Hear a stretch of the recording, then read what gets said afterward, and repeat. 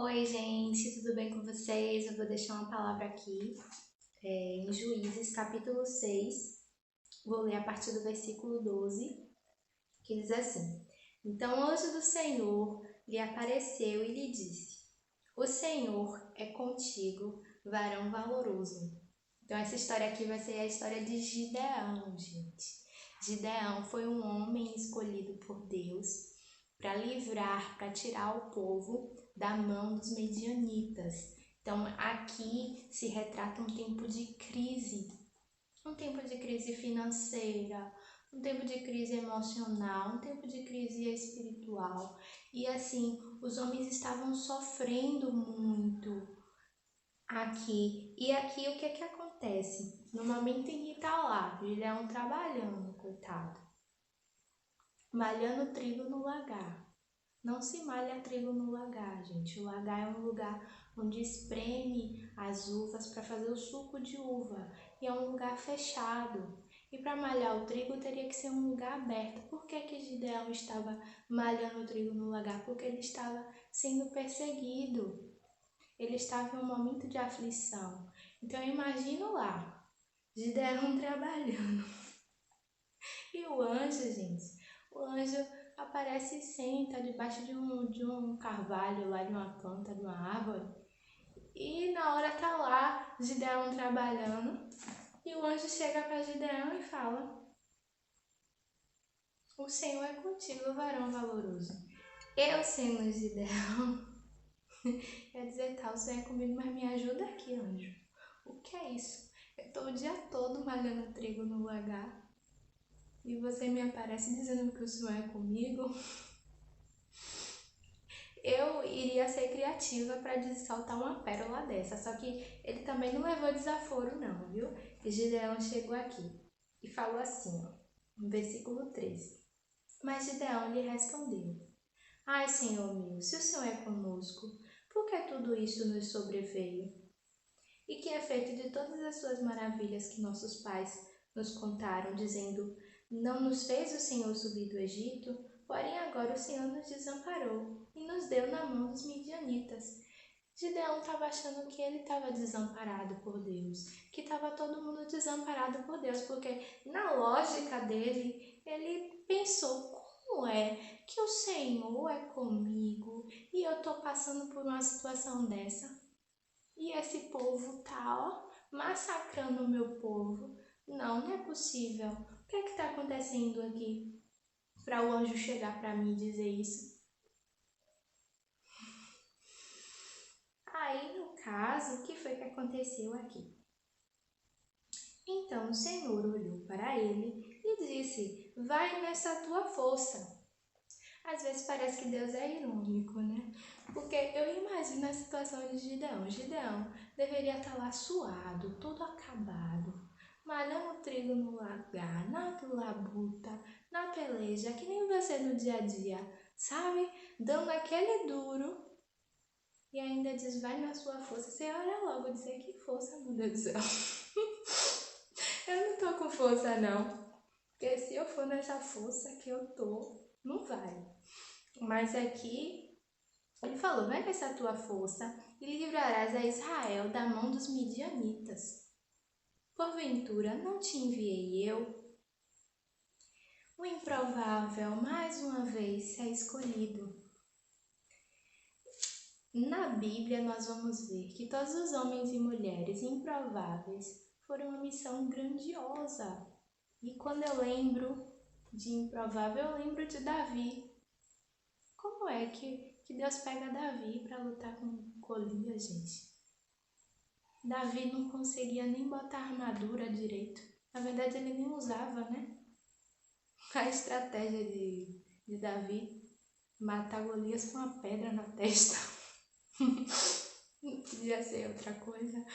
Mas, lógico, né? Tem uma lógica, né? Ele não poderia agir como os outros soldados. Ele era diferenciado, ele não tinha tamanho. Golias fez desdém dele, né? Golias todo forte, com a estatura enorme, Acho que olhou para Davi assim e falou: é brincadeira um negócio desse. Com um sopro meu, esse menino cai. Mas, por incrível que pareça, porque Deus desafia a lógica humana, Davi mata Golias, ainda mata com a pedra. Porque Davi era destemido, no fundo, ele sabia que no final das contas ia dar certo. Afinal, olha as experiências do garoto. Matou o leão, matou o urso. O subconsciente dele já estava já sendo preparado só para a vitória, independente dos fatos. Independente da continha das mais 264, não. Vai ser diferente, porque eu tenho algo diferente. Vai ser diferente porque já aconteceu algumas coisas assim parecidas. Eu já estive no perigo, mas consegui, venci. Então, nós vamos ver aqui que ele foi escolhido para tirar o povo das mãos dos medianitas e ele, normal, né, começa a pensar na lógica. Peraí, minha família é pobre, ou seja, eu não tenho recurso financeiro. Eu não tenho atributo físico, eu não sou forte, eu sou pequeno. Como é que eu vou livrar? Acho que eu não consigo nem livrar eu mesmo. Mas Deus, gente, Deus faz isso. Deus atrapalha a nossa lógica porque Ele quer se mostrar Deus. Então nós vamos ver aqui que até com quem Deus colocou com Gideão foi um número desproporcional. Peraí, porque em toda estratégia de guerra, tanto estratégia humanamente falando, tanto no reino animal, nós vamos ver que tem lógica a estratégia, né? Peraí, vamos conhecer nosso inimigo, vamos ver agora a quantidade, vamos ver o local, vamos ver o clima, isso humanamente falando, vamos ver quais as armas que o inimigo tem, o que é que pode acontecer, vamos simular, vamos fazer, vamos acontecer, humanamente falando. No animal eu estava lendo sobre a formação dos pássaros. E eles, quando querem ir para outros locais e eles querem chegar em um tempo preciso por conta da chuva, por conta das questões climáticas, eles têm uma formação específica, eles andam em bandos, eles fazem a formação em V. E é engraçado que sempre tem um líder e tem alguns que eles vão se revezando com o líder. Quando o líder está cansado, entra outro pássaro, assume a função de líder. Isso tudo para poupar a energia dos demais, porque sempre quando alguém está na frente, os outros que estão acompanhando, eles estão descansando, na verdade, porque existe uma lógica por trás dessa formação de V. E é engraçado que eles também pegam os pássaros mais novos que não conseguem assumir o papel de liderança e sempre joga lá para o fundo para que eles sejam mais poupados ainda. E engraçado que não existe só um líder nessa questão, eles se revezam entre si para que eles consigam voar mais e cheguem no local e cheguem a tempo e eles consigam poupar energia entre si. Então existe uma lógica, de estratégias humanas, estratégias no reino animal, tudo isso para sobrevivência, tudo isso para alcançar vitória, para alcançar êxito. Agora sim, a gente pega a nossa lógica com o Senhor, coloca de lado e deixa Deus trabalhar. Não é tão fácil assim, por quê? Porque nós, seres humanos, queremos resolver as coisas baseado naquilo que a gente entende, baseado nos nossos meios naturais. Tem pessoas, vocês sabiam que tem pessoas que só porque tem dinheiro, economicamente falando, é uma pessoa que é estável, ela acha que ela consegue resolver tudo, que ela consegue comprar pessoas, que ela consegue fazer acontecer. Mas isso não é nada. O seu sucesso não é por aquilo que você tem. E eu não estou querendo dizer que não é legal a pessoa ser economicamente, financeiramente equilibrada. Não, não estou dizendo isso. Eu estou falando sobre a confiança nas riquezas, a confiança na força do meu braço. Mas a Bíblia vai dizer que uns confiam em carros, outros em cavalos. Mas tem aqueles que confiam no Senhor. E eu quero ser achada na condição classificada entre as pessoas que confiam no Senhor, porque em um piscar de olhos tudo pode mudar. Eu não posso colocar minha confiança nas riquezas, eu não posso colocar minha confiança na minha sabedoria, eu não posso colocar minha confiança na minha força, porque em um piscar eu posso perder isso tudo. Por isso que a minha confiança deve estar no Senhor, porque dele procede todas as coisas. Dele procede a riqueza, dele procede a força, dele procede a inteligência, porque nele já possui todas as coisas, ele possui todas essas coisas. E ele sempre quer mostrar para o povo o que é que Deus quer mostrar para o seu povo, para o povo que chama o nome dele. Ele quer o tempo todo mostrar para o povo que o povo só consegue vencer, não por causa da sua força, mas por causa dele. Então nós temos que aprender a confiar no Senhor. Nós temos que aprender a estar nesse lugar onde sabemos que Deus já operou, que Deus já fez com que a gente fosse mais do que vencedor. Nós somos mais do que vencedores. Nós temos que entrar na batalha, seja ela qual for, seja qual for o problema, já sabendo que Deus deu a vitória, que Ele decretou lá. Por quê? Porque o Senhor está conosco. Então a gente vai ver aqui, Gideão, um improvável. No versículo 15 nós vamos ver.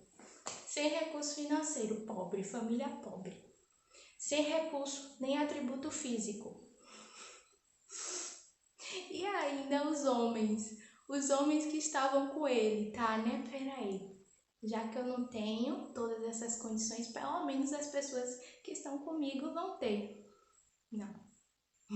Eram 32 homens, depois os covardes foram eliminados, sobraram 10.000. Aí surgiu a situação lá, olha, aqueles que se ajoelham à água e aqueles que beberem água como cachorro, lambendo com as mãos.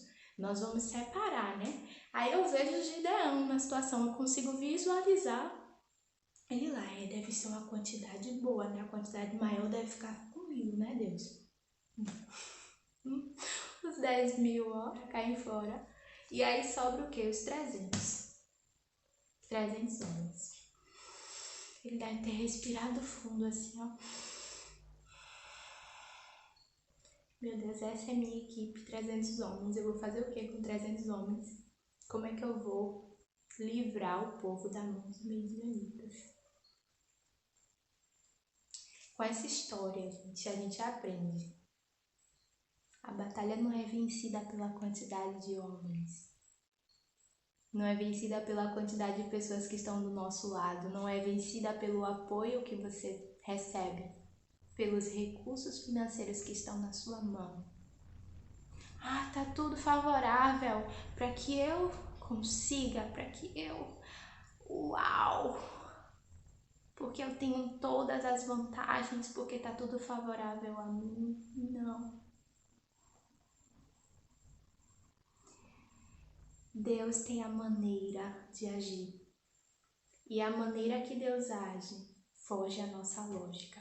E Ele sempre pega pessoas que aparentemente não são nada, não vão conseguir sozinhas. Que matematicamente falando é impossível. Por que Ele faz isso com essas pessoas? Porque o poder dele se aperfeiçoa, porque a grandeza dele, a majestade, e ele pode dizer assim: eu sou o Senhor de fulana. Eu sou o Senhor de Gideão. Eu sou o Deus do meu povo. E eu quero ser aquela em que eu possa dizer: o Senhor é comigo. E Deus pode dizer: eu sou o Deus de Sabrina, sabe? Então essa história é muito rica. Depois vocês podem ler com calma, né? Não vou ler tudo, nem destrinchar tudo, porque eu não sou obrigada. Mas é uma história muito boa e que vale a pena ler, vale a pena se conhecer as batalhas, as pelejas que nós temos na Bíblia e ver que Deus, ele sempre foi um Deus que guardou e foi fiel com seu povo e ponto final. Sabe, a Bíblia é um livro que nós vamos ver muitas tragédias, muitos acontecimentos, como estamos enfrentando atualmente. Momento de crise, de dor, de espanto, de terrorismo mental, psicológico, emocional, espiritual. A fé do povo está arruinada, o povo não aguenta mais ouvir falar de coronavírus, o povo não aguenta, ninguém aguenta mais. A verdade é essa, que está todo mundo por aqui. Nós precisamos de uma consolação e nós encontramos essa consolação nas Escrituras Sagradas, porque nós vamos ver do começo ao fim Deus sendo um Deus que guarda o povo dele. Que Deus, ele é um Deus que traz sim a justificativa.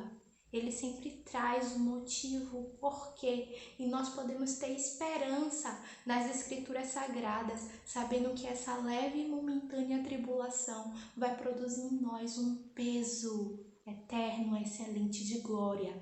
Então nós passamos por coisas, por desafios, por adversidades, já sabendo que somos vitoriosos, porque Cristo foi vitorioso, porque Ele venceu, e eu posso dizer que eu vou vencer, que eu já venci nele. Aleluias. É isso, gente, é isso. Eu não abro mão disso aqui por nada. Por nenhuma outra história. Por nada. É isso, eu vou ficando por aqui. Tchau, abraços. Fiquem todos com Deus.